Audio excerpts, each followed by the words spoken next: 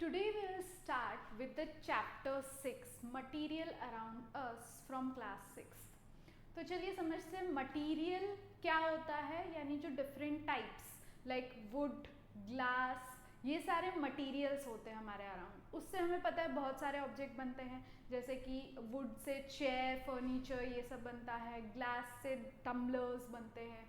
Different types of materials हमको देखने मिलते हैं around us. We know some are naturally, we get them naturally, जैसे ट्री नेचुरल मिलता है, कॉटन नेचुरली मिलता है.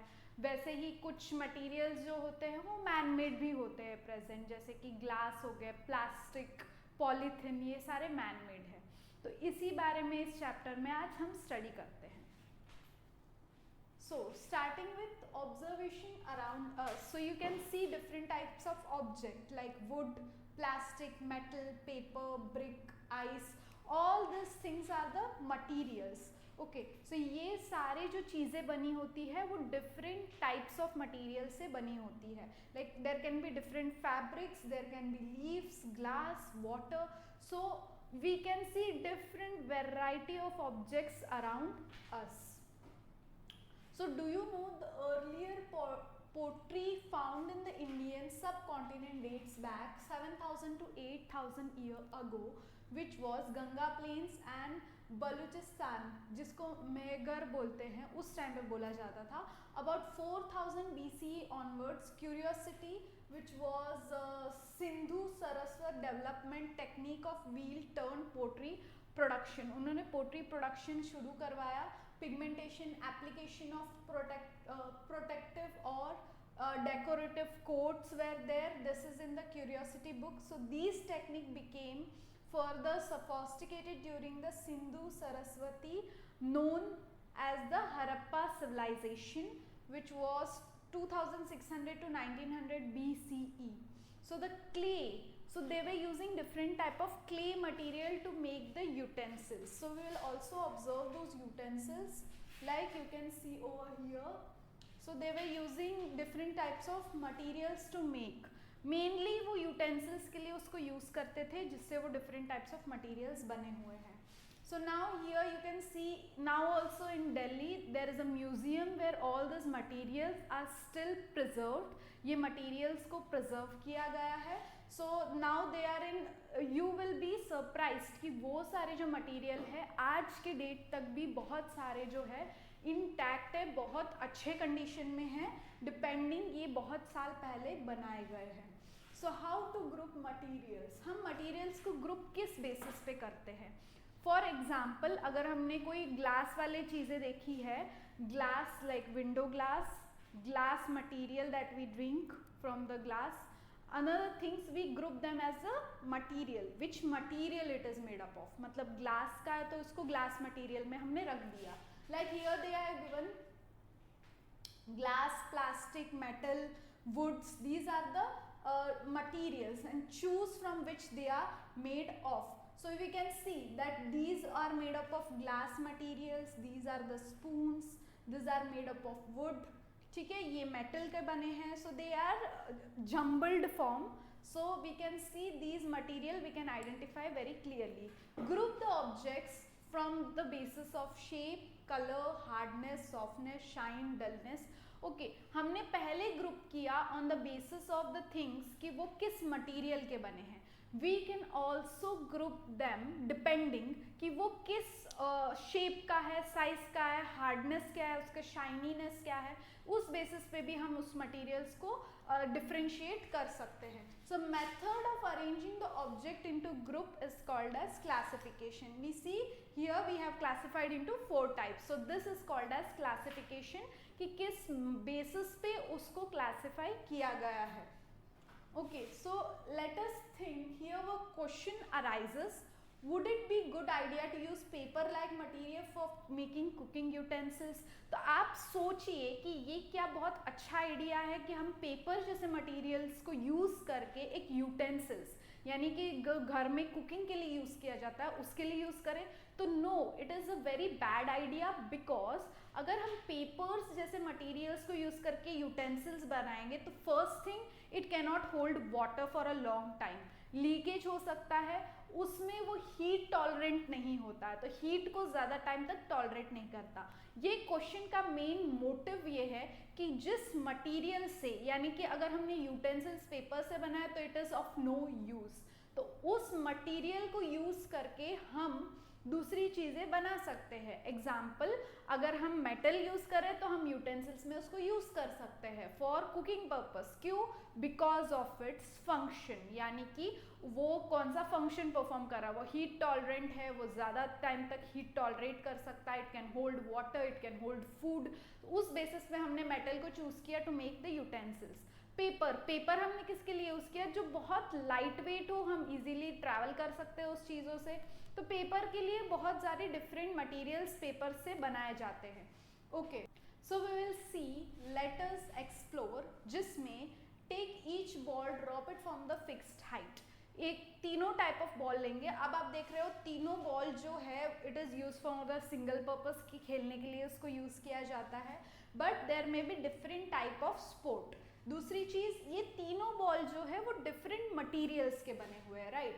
So take each ball and drop it from the fixed height. So you note down, record कि कौन से height से कितना वो स्पिन ऑफ कर रहा है। तो वी कैन सी कि टेनिस बॉल ज़्यादा स्पिन करेगा, यानी बहुत ज़्यादा अमाउंट में उछलेगा। इवन क्रिकेट बॉल वो भी ये करेगा, और इवन हैंड एक्सरसाइज बॉल सबसे ज़्यादा करेगा। क्यों? Because of its light weight. So we will record, to identify which ball achieves the highest bounce. तो हमने आइडेंटिफाई किया। अब देखेंगे ग्रुपिंग ऑफ ऑब्जेक्ट्स किस बेसिस पे हम कर रहे हैं। तो the material may be classified on the basis of their properties, जैसे कि वो किचन के प्रॉपर्टीज वो किचन में यूज़ किए जाते हैं, वो बेडरूम में यूज़ किए जाते हैं, वो कहाँ किस जगह पे यूज़ किए जाते हैं। इवन वी कैन सी, अगर हम जैसे शॉपिंग मॉल में चले जाए, डीमार्ट चले जाए, हमने देखा कि उधर क्या करते हैं वो लोग, हर एक का अलग अलग सेक्शन होता है। जैसे वेफर्स का अलग सेक्शन होता है जहाँ पे बच्चे ज़्यादा जाते हैं, वैसे ही कोल्ड ड्रिंक का अलग सेक्शन होता है जहाँ पे मेनली बिवरेजेस रखे जाते हैं। Even in that cold drink में भी सॉफ्ट ड्रिंक्स का जो सेक्शन है वो अलग होता है, जो पैक्ड फ्रूट जूसेस है वो अलग रखे जाते हैं। तो ये क्या है? ग्रुपिंग, क्लासिफिकेशन की। इजीली हम आइडेंटिफाई कर ले कि हाँ वो तो उधर ही ग्रुप में रखा होगा, उधर ही रखा होगा, तो हम इजीली आइडेंटिफाई करके उधर तक चले जाए, right? So what are the different properties of material? क्या है different properties? So material often look different from each other. Freshly cut wood जो है वो एक मेटल से अलग दिखेगा। कैसे अलग दिखेगा? तो अगर हम फ्रेशली कट वुड को देखेंगे विद द मेटल, तो हम देखेंगे कि मेटल में काफ़ी शाइनीनेस है, बहुत शाइन कर रहा है। वेयर एज अगर हम वुड को देखेंगे तो थोड़ा डल फॉर्म में होता है। आपने अब सोचा होगा, अरे मैम वुड तो कितनी बार शाइनी भी हमें देखने मिलता है कि हमारे घर में फर्नीचर में वुड है, वहाँ शाइन तो दिख रहा है हमें। नो, एक्चुअली वो जो वुड है वहाँ पे उन्होंने एक लेयर ऑफ पॉलिश लगाया जाता है और एक ऑयल लेयर लगाया जाता है ताकि उसको शाइनी बना सके, उसका अपीयरेंस अच्छा कर सके। नेचुरल फॉर्म ऑफ वुड जो होता है वो डल होता है। So similarly iron looks different from copper, aluminium. अब आपने देखा ये सारे टाइप ऑफ मेटल्स है, ठीक है। अभी इसमें प्लैटिनियम देखो, कॉपर देखो, आयरन एंड गोल्ड, आपको क्या देखने मिलेगा? इनके कलर में डिफरेंस देखने मिलेगा। Even if they are all shining, sometimes iron इतना शाइनीनेस नहीं दिखा रहा है, प्लैटिनियम ज़्यादा शाइनी है, गोल्ड ज़्यादा शाइनी है, इवन कॉपर शाइनी दिख रहा है। सबके कलर अलग अलग है, इवन इनका यूज़ अलग अलग है। मेनली जैसे प्लैटिनम और गोल्ड को जो है ज्वेलरीज में यूज़ किया जाता है, वैसे आयरन को बहुत वो स्ट्रॉन्ग होता है तो वैसे यूज़ में जैसे आयरन गेट्स के लिए यूज़ किया जाता है। कॉपर को इलेक्ट्रिसिटी जो वायरिंग होता है उसमें कॉपर यूज़ किया जाता है। तो वैसे ही हम देखेंगे टेक्सचर ऑफ मटेरियल, यानी किस टेक्सचर पे ये बेस्ड है, बना हुआ है। Observe the texture of material whether rough और स्मूथ। इस मटेरियल का टेक्सचर रफ है कि स्मूथ है? यहाँ पे क्या दिखा है? ग्रेफाइट का जो टेक्सचर है वो बहुत नॉन फॉर्मिंग टेक्सचर है, स्मूथ नहीं है। इधर हमने बताया है अबाउट नॉन लस्ट्रस मटेरियल, जो शाइनी नहीं है वो मटेरियल हम दिखा रहे हैं यहाँ पे। Material that typically have shiny surface are said to have lustrous appearance. तो हम देखेंगे अरे तो बॉटल भी तो शाइनी है। नो, प्लास्टिक का रियल फॉर्म, अगर प्लास्टिक का रियल फॉर्म हमने कट किया तो वो शाइनी नहीं होता है। मेनली जो हम शाइनी देखने मिलता है उसमें पॉलिशिंग किया जाता है, विदाउट पॉलिशिंग रॉ मटेरियल हमको क्या वो शाइनी है। तो यस, मेटल्स जो होते हैं वो शाइनी होते हैं मेनली, और जो नॉन मेटल्स होते हैं जैसे वुड हो गया, प्लास्टिक हो गया, वो सारे डल में आते हैं, which can also called as non lustrous material. अभी सेम हम देखेंगे जैसे कि however some metals may lose their lustre and start to look dull और नॉन लस्टरस। जैसे हमने देखा होगा स्टार्टिंग में जब हम गोल्ड या सिल्वर ज्वेलरी ले रहे हैं तो बहुत शाइन करता है। इवन वो जहाँ पे सेल कर रहे हैं हम, जो ज्वेलरी जगह जहाँ शॉप जा रहे हैं उधर आप देखोगे लाइटिंग से ऐसे बनाया जाता है ताकि ज्वेलरी और ज़्यादा शाइन करे, येलो लाइटिंग्स लगा दिए जाते हैं। बट कुछ टाइम बाद वही ज्वेलरी अगर हम कुछ टाइम बाद हमने यूज़ किया, ये किया, तो वो कैसे थोड़ा डल हो जाता है। क्यों होता है? What is the reason? The reason is कि वो जो ज्वेलरी मटेरियल है वो ऑक्सीजन के साथ रिएक्ट करता है। Even it reacts with your body sweat. आप ज़्यादा पहनोगे आपके बॉडी स्वेट के साथ रिएक्ट करेगा, स्वेट में होता है सॉल्ट्स। सो ये सारे रिएक्शंस की वजह से जो हमारे ज्वेलरी होते हैं, जैसे सिल्वर हो गया, उसका थोड़ा डल हो जाता है अपीयरेंस। इवन गोल्ड जो अपीयरेंस है वो डल हो जाता है। So all the glitters is a not gold, goes an old saying, सारे चमकने वाली चीज सोना नहीं होता जैसे बोला जाता है, all glitters are not gold. Same way we can see कि हर एक चमकता हुआ चीज गोल्ड नहीं होता। Surface of some material are made shiny by polishing और कोटिंग। जैसे मैंने पहले भी बोला कि वुड क्या वो लस्टरस में आता है? No, it is made polishing, it is done with the polishing material ताकि वो शाइनी दिख सके। Okay, so these material may not be metals. जैसे कि यहाँ पे नॉन लस्टरस वापस दिखाया गया, सल्फर, रेड फॉस्फोरस, ये दोनों भी नॉन लस्टरस मटेरियल्स है। Now coming to the topic, which material are hard. हम कौन से मटीरियल्स को हार्ड मटीरियल में कैटेगराइज कर सकते हैं? जैसे कि वुड हो गया, रॉक हो गया, आयरन, इसको हार्ड। हमने किस बेसिस पे इसको हार्ड मटेरियल में क्लासिफाई किया है? So that comes to the topic कि कौन सा मटेरियल सॉफ्ट है या कौन सा मटेरियल हार्ड है। जो मटेरियल को हम इजीली कंप्रेस कर सकते हैं वो आते हैं सॉफ्ट मटेरियल में, और जो मटेरियल को हम कंप्रेस नहीं कर सकते, लाइक वुड को हम कंप्रेस करके छोटा नहीं कर सकते, iron is very hard, same way तो वो हार्ड मटेरियल है। So take a metal key, use it to scratch surface of piece of wood, aluminium, stone, iron, candle, chalk. तो कौन से मटेरियल में स्क्रैचेस हमको देखने मिलेंगे? तो जो मटेरियल सॉफ्ट मटेरियल है उसमें स्क्रैचेस देखने मिलेंगे। We are not talking about solid और liquid material, here we are talking hard और सॉफ्ट मटेरियल। जैसे कि अगर चॉक हो गया उसको इजीली तोड़ सकते हैं, उसको स्मॉल पीसेस में कर सकते हैं। तो material which can be compress, scratched easily are soft, while other material which are difficult to compress or scratch are called as hard material। simple, जिसको scratch कर सकते हैं, जिनको compress कर सकते हैं, those are soft, which cannot be done, those are hard। now explore material through which one can see or cannot see। अब देखते हैं किस मटेरियल के थ्रू हम एक दूसरे को देख सकते हैं या जिसके थ्रू हम देख नहीं सकते हैं। तो चलिए हम देखते हैं, तीन मैंने यहाँ पे रख दिए एग्जाम्पल। जैसे कि एक मैंने दिया है ग्लास, एक दे दिया वुड, ब्रिक, और दूसरा दे दिया चलो आपको बटर पेपर। तो इस सिचुएशन में आपको क्या देखने मिलेगा? तो चलिए अगर हमने देख लिया ग्लास के थ्रू, तो ग्लास के आर पार इजीली हम देख सकते हैं, राइट। वेयर एज वही वुड, अगर कोई वुड की दीवार है, वुड का कुछ बना हुआ है, तो उसके आर पार देख सकते हैं? No. So other thing brick, brick के आजू बाजू में हम नहीं देख सकते।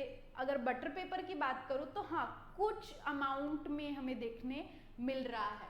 तो इसी के बारे में क्यूरियोसिटी बुक में दिया गया है कि स्टूडेंट्स जो है हाइड एंड सीक खेल रहे हैं, जिसमें वो लोग अलग अलग चीज़ों के पीछे जाके छुप जाते हैं।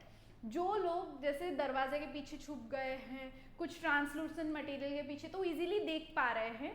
क्यों? क्योंकि ट्रांसलूसेंट मटेरियल के थ्रू लाइट आर पार जा सकती है कुछ अमाउंट में, बट पूरा जो क्लियरली हमको देखने नहीं मिलता है। वेयर एज अगर हम दूसरी जगह जाए जहाँ पे हम अगर देख रहे हैं थ्रू वुड, तो वो बिल्कुल ही लाइट पास नहीं करता है। Whereas transparent material can fully transfer the light, और इसी वजह से हमको आजू बाजू के आर पार का ऑब्जेक्ट इजीली देखने मिल रहा है।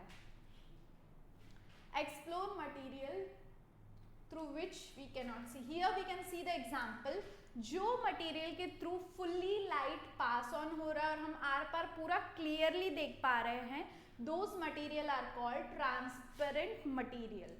और जिस मटेरियल के थ्रू थोड़ा बहुत लाइट पास हो रहा है, लाइक समटाइम्स सन ग्लासेस हो गए या फिर हमने बटर पेपर जैसे एग्जांपल ले लिया, दोज आर ट्रांसलूसेंट मटेरियल।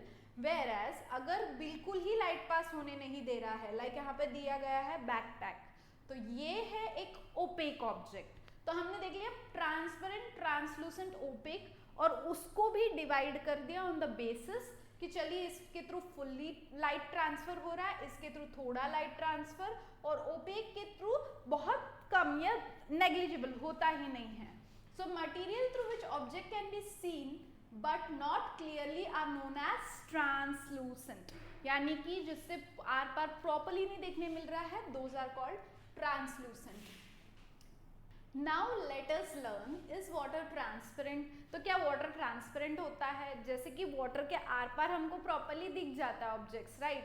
थोड़ा डिसऑर्डर्ड ऑब्जेक्ट देखने मिलता है, मतलब प्रॉपर इतना आर पार प्रॉपर नहीं देखने मिलता, बट स्टिल हमको देखने मिलता है। But when something is mixed in water can we see it through clearly? तो जैसे कि यहाँ पे एग्जांपल दिया गया है दो चीज़ों का, यहाँ पे वाटर ट्रांसपेरेंट वाटर है और यहाँ पे थोड़ा मिट्टी मिलाया गया वाटर है, तो क्या हम इनके थ्रू आर पार देख सकते हैं? तो यस, प्योर वाटर की जब बात करें वो ट्रांसपेरेंट है because light can easily pass, हमने देखा लाइट पास हो सकता है। So, however, water can be made opaque if substance जैसे mud, chalk, powder, other insoluble substance को हमने मिला दिया तो। अब क्या हो गया insoluble? क्या होता है मैम? तो insoluble के बारे में हम इस चैप्टर में आगे पढ़ेंगे, जैसे कि what are soluble and insoluble in water। तो soluble मतलब क्या होता है? जो वाटर में इजीली घुल जाए, जैसे क्यूरियोसिटी बुक में दिया है कि बच्चा बहुत खेल के थक के आया, मम्मी मेरे को थोड़ा नींबू पानी दे दो, तो नींबू पानी में मम्मी क्या मिलाती है? लेमन, शुगर और ये सब चीज़ें मिला देती है, और एकदम से देखा अरे ये तो गायब हो गया। तो ये कैसे हुआ? क्योंकि लेमन वाटर, सॉल्ट, शुगर, तो ये सारे जो अगर हमने मिला दिया तो it becomes soluble in water, जिसका मतलब है घुल जाता है, डिसॉल्व हो जाता है, that is soluble. Whereas अगर हम बात करें इनसॉल्यूबल की, तो मतलब है कि अगर कोई भी चीज़ सॉल्यूबल नहीं होता है, पूरा तरह से डिसॉल्व नहीं होता है, तो उसको हम बोलेंगे इनसॉल्यूबल मटेरियल। जैसे कि मड हमने प्रीवियसली देखा था। तो यहाँ पे एक टेबल मैंने बनाया है जिसमें अगर शुगर की हम बात करें तो शुगर कंप्लीटली डिसअपियर हो जाता है, चॉक पाउडर की बात करें तो it does not disappear, sand की बात करें तो it also does not disappear. तो हम एक्सपेरिमेंट करेंगे। चलो बच्चों, अभी स्कूल में या घर में जाके आप नॉर्मली एक चम्मच किसी का भी डाल के पानी में मिलाते जाओ, जैसे मड डाल दिया, चॉक पाउडर डाल दिया, ये सब चीज़ें डाल दिया और आपने मिला दिया। तो चलो अब देखो कि कौन सा सॉल्यूबल है। हाँ, ग्लास, ऐसा नहीं कि स्टील का ग्लास ले लो, आप ग्लास ले सकते हो जो ट्रांसपेरेंट ग्लास हो, और फिर आप इजीली ऑब्जर्व कर सकते हो। तो आप क्या देखोगे कि मड वाला वाटर है, ये सारी चीज़ें हैं, चॉक है, वो सारा डिसॉल्व नहीं हो पा रहा है and it is insoluble. Whereas अगर आप शुगर ले लोगे, सॉल्ट ले लोगे, तो वो सारा सॉल्यूबल होता है। तो now let us learn, does everything you put in water disappear? तो सारी चीज़ें क्या डिसअपियर हो जाती है अगर हम पानी में डालें? तो सेम थिंग हमने, सेम एक्सपेरिमेंट हमने किया। तो चलो शुगर डाल दिया, सैंड डाल दिया, सॉल्ट डाल दिया, तो हमने देखा ये वापस ट्रांसपेरेंट हो गया, ये भी ट्रांसपेरेंट हो गया। वेयर एज सैंड हमको देखने मिल रहा है, अगर हम अच्छे से मिलाएंगे ना उसको और, तो वो पूरा सैंड ब्राउन कलर का हो जाएगा। तो इसका आंसर है no, everything does not disappear in water.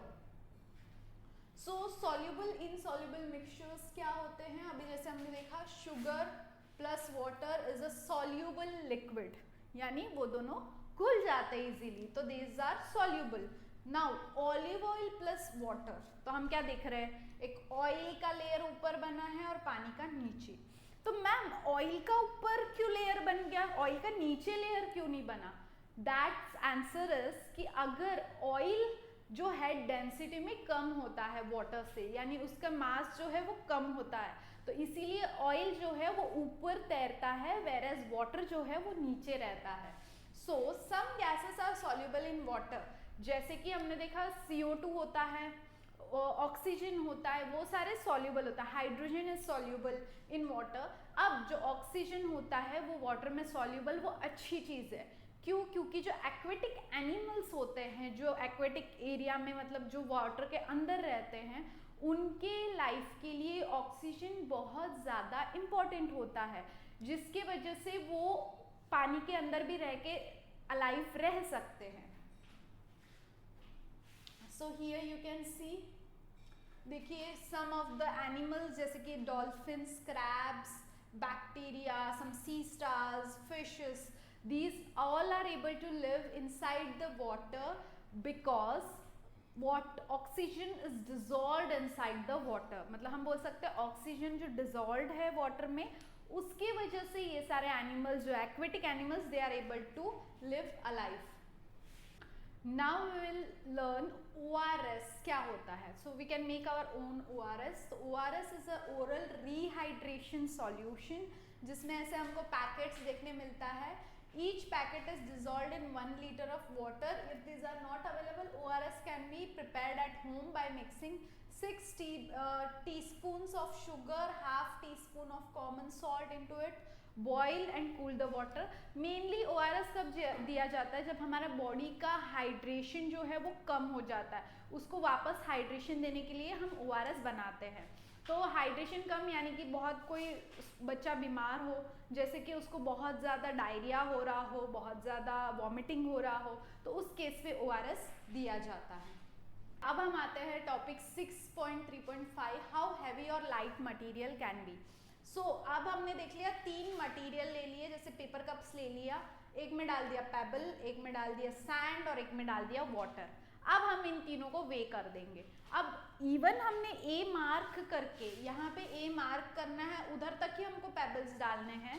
A mark करके हमने तीनों को वे किया, बट स्टिल तीनों का वेट जो है अलग आया।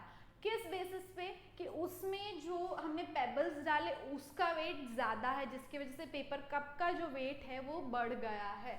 सो each weight cup balance and record the reading in your notebook। From activity we can say that any object which are heavier or lighter can be measured in terms of property called mass। तो हम किस basis पे उसको weighing को identify कर सकते हैं? On the basis of mass.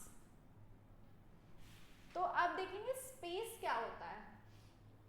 कोई भी ऑब्जेक्ट होता है, जैसे कि हमने ग्लास ले लिया, वो इतना स्पेस तो ले रहा है ग्लास, राइट, और उसका वॉल्यूम क्या होता है? तो हमने देख लिया वॉल्यूम ऑफ बॉटल्स, जैसे हमने देख लिया बॉटल्स होते हैं बहुत different types of, 1 litre bottle, 500 ml bottle, छोटे और वाटर बॉटल होते हैं। तो हमने क्या देखा, different litres of water bottle, तो उसका होता है वॉल्यूम, यानी उसमें उतना ही वॉल्यूम ऑफ वाटर आ सकता है। वाटर का भी अपना खुद का वॉल्यूम होता है। So you may have notice drinking water bottle different size, जैसे 1 litre, 500 ml, 200 ml water we can see. So here we will learn about the state of matter, यानी कि what are solid, liquid, gas, these are the states of matter। every material, no matter in which state, has weight, they occupy space and volume। कोई भी material हो, वो state में कोई भी wait का हो, वो एक स्पेस ऑक्यूपाई करेगा, with that it also occupies volume. यानी जैसे सॉलिड दिखा दिया तो इतना स्पेस ले रहा है और उसका खुद का उतना वॉल्यूम है। लिक्विड का भी same, and for the gases it is not having the volume। so coming to the thing, what is a matter? अब matter क्या होता है? तो matter का मतलब है mass and volume are of 2 properties that possesses by all material। anything, कोई भी चीज वर्ल्ड में which occupy space and have mass are called as matter. जिसमें एक स्पेस ऑक्यूपाई कर रहा हो, तो हम देखेंगे हवा कहाँ स्पेस ऑक्यूपाई करता है, तो नो, अगर कोई भी चीज जैसे खाली रूम है, still there is some amount of air, so it also occupies space by which we can say a gas is also a matter। तो यहाँ पे आते हैं, the mass given for the quantity of matter and the unit to measure it are as gram, kilogram. जैसे कि हमने कोई एक सॉलिड मटेरियल का हमको मेजर करना है तो ग्राम, किलोग्राम में हम मेजर कर रहे हैं। Occupied by the matter is the volume, उसका वो वॉल्यूम गिन सकते हैं, कितने ग्राम है, वेट गिन सकते हैं, केजी में वेट गिन सकते हैं।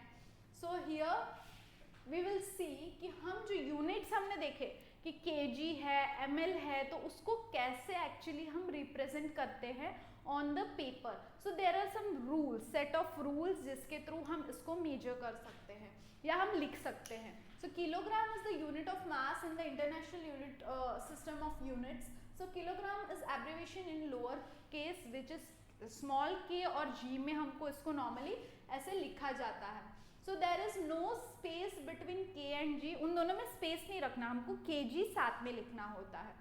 Even जब हम 7 लिखते हैं यानी 1 से ज़्यादा हम लिख रहे हैं तो kgs नहीं लिखते, यानी kgs हमको नहीं लिखना है, हमको उसमें 7 kg ही लिखना है, 10 kg ही लिखना है, 100 भी kg ही लिखना है। So similarly, abbreviation of capital letter L and the milliliter as ml, यानी देखो ml जब हम लिखते हैं तो m small लिखते हैं, L large लिखते हैं, तो इनके बीच में भी हम space नहीं रखते हैं। Like 500 milliliter of water can be written as 500 milliliter या mass। So the SI unit for the volume is cubic meter, जैसे m क्यूब जो होता है वो क्यूबिक को हम ऊपर लिखते हैं, जैसे कि m और उसके ऊपर क्यूब लिखा जाता है। Abbreviation is written with the superscript 3 to denote the cubic metre, यानी मीटर और उसके ऊपर क्यूब लिखा जाता है। For example, if you have volume of 2 cubic metre, it would be written as 2 cubic metre, ऊपर लिखते हैं। Always leave a space between the number and the unit, like 1 metre cube, 1000 litres, थोड़ा उसमें space रखा जाता है। So these are set of rules कि हमको कैसे इन अगर यूनिट्स हम यूज कर रहे हैं तो उसको हम कैसे राइटिंग फॉर्म में लिखें। सो this is about the end of the chapter. Hope आपको मटेरियल अराउंड अस समझ आया हो। स्टे ट्यून्ड, और हमारे बहुत सारे वीडियोस आने वाले हैं क्लास 6, 7, 8 में से। So like, share and subscribe this channel.